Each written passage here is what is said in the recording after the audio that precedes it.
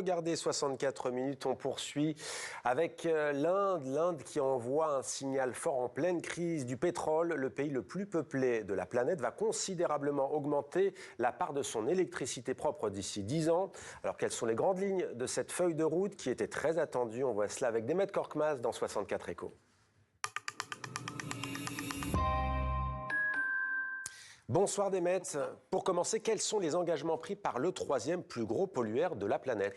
Alors, Delhi est signataire de l'accord de Paris et à ce titre, l'Inde a obligation de rendre public ses engagements. Sa feuille de route qui devait être présentée avant la COP25 arrive donc avec quelques mois de retard. Mais vous allez le voir, les annonces sont plutôt ambitieuses.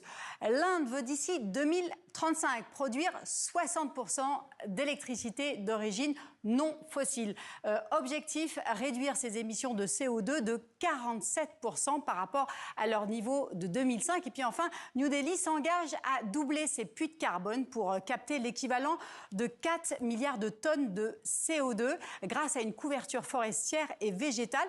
4 milliards de tonnes, c'est l'équivalent de la totalité des émissions annuelles de New Delhi. Et comment sont accueillies ces annonces ? Alors, ceux qui voient le verre à moitié plein estiment que l'Inde peut mieux faire. D'autres, au contraire, pensent que ces objectifs sont très encourageants pour un pays qui, je le rappelle, où 73% de l'électricité consommée est générée par des centrales à charbon. Et puis, ces objectifs, en réalité, sont sous-estimés car selon les estimations de l'Agence d'électricité indienne, eh bien, la part des énergies propres devrait plutôt atteindre 70%, mais New Delhi préfère jouer la prudence et se laisser des marges de manœuvre. Et on peut dire que cet engagement tombe à pic. D'émettre l'autonomie énergétique, c'est crucial pour tous les pays qui dépendent des énergies fossiles. L'Inde, par exemple, importe 90% de son GPL. Ce gaz de pétrole liquide transite par le détroit d'Ormuz. Or, le pays ne possède que 20 jours d'autonomie, ça donne une idée de sa vulnérabilité. Alors certes, des navires indiens sont autorisés à traverser le détroit, mais c'est trop insuffisant.